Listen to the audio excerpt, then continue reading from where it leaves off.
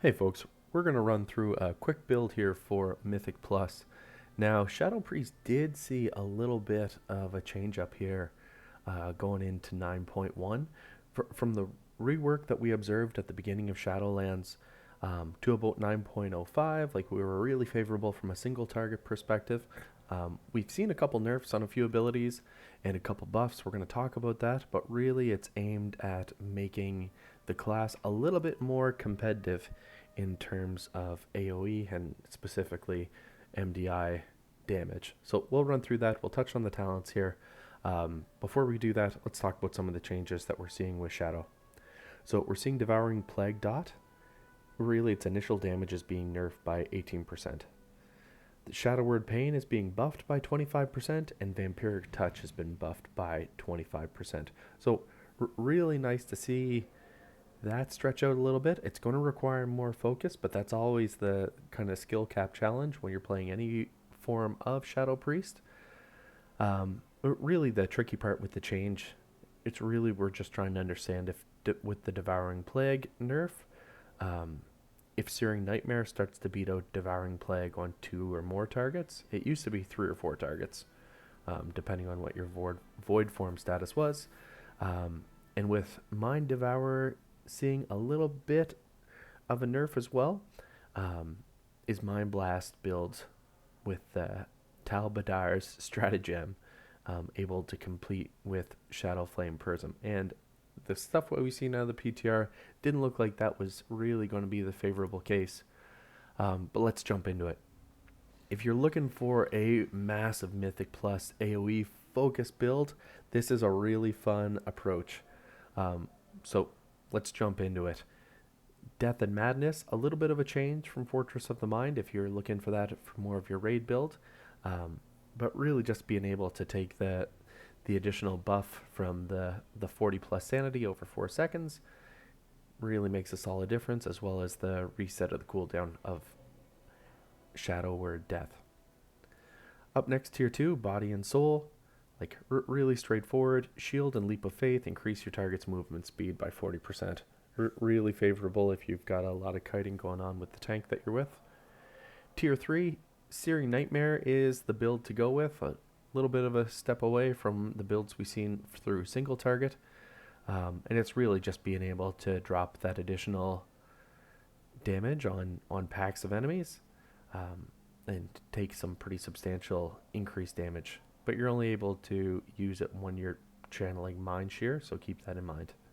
Tier 4, go with Psychic Horror. Again, a little bit of an additional stun, but that's not a big surprise for us. We like having another fear. Tier 5, Shadow Crash. Really just being able to drop a big attack and get some solid insanity generated. Tier 6 is Mindbender. Pretty straightforward. It plays with most of our builds. In Tier 7, that's where you'll have a little bit more discussion. You can go with Ancient Madness, which is what I'm suggesting here. Really just having the ability to have Critical Strike passively proc for 30% is pretty solid. Alternatively, Hungering Void is definitely a credible build. And it really just depends on what the dungeons are, how big your pulls are going to be, and really it comes down to your own personal confidence. Hungering Void is probably what you're going to see the highest keys pushed at, but I'll be interested to see how much Ancient Madness does get played. This build actually kind of depends on which legendaries you're going with. Shadow Flame Prism is an option if you want to have more burst or some more single target damage, or you're just pulling normally in uncoordinated groups, so keep with that if you're in a pug. That should be your go-to legendary as well for single target and open world. Alternatively, if you want to deal with some pretty massive damage, the Eternal Call to the Void is a really credible one. Make sure you're putting that either on your wrist or hands. Alternatively, the Twins of the Sun Priestess is a real nice play as well. Definitely put that on your neck if you haven't crafted that legendary yet, because the other 2 locations are head and shoulder, and that's going to line up with the domination sockets. So avoid that, absolutely. Shadow is going to be in a really good spot here. I'm really excited for the utility that we're seeing for the most part. Shadow Flame Prism did see a bit of a damage nerf by 15%, but its Insanity Generation and Mindbender increases were really unaffected. So it's not a total 15% nerf, but it's certainly a significant portion that's there.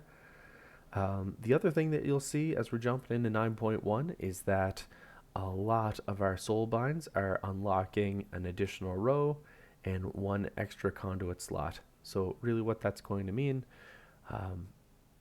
you're going to get a really powerful ability unlocked here, and it's going to rival some of the benefits that you even get from your legendary tools. And there's a lot of videos out kind of discussing those impacts specifically. So take a couple minutes to check that out if you haven't yet. And finally, if you are completely new to Shadow, welcome. It's an awesome spec, has a really high skill cap, but if you can master it, you can really differentiate yourself from a lot of the other classes out there. Really, where you want to prioritize yourself, go with intellect, then haste or mastery are kind of tied for second. Coming in at fourth would be critical strike, and then finally versatility gains the least benefit. We're talking specifically in a PvE scenario. If you're into playing a little bit more PvP, Verse has a tremendous amount of value, so take advantage of that. Alright folks, those are some of the big abilities that are jumping out to us here. Honestly, from a Mythic Plus standpoint, all of the Covenants are really solid. If you want to really differentiate yourself, Necrolord and Night Fae seem to be the best builds here going into 9.1, so try to prioritize them. Alternatively, if you're looking to raid, like Night Fae is the way to go. So if you wanted to cover both your bases, Night Fae would be a real solid pick. Overall, we're seeing a pretty solid split. About almost 40% of the population is Venthyr, a third is Night Fae, 20% is Necro, and Kyrian is about 10%. So pretty even distribution there across the board. For me personally, I really like Night Fae.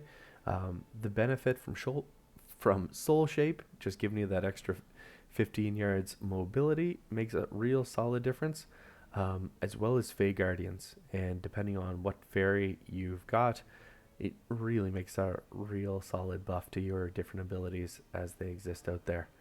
So take advantage of it.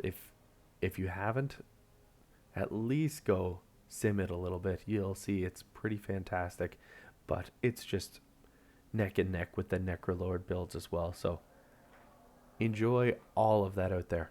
Alright folks, let me know what I missed, what you'd like to hear more of, what I can do better, and thanks for watching. Enjoy 9.1. Later.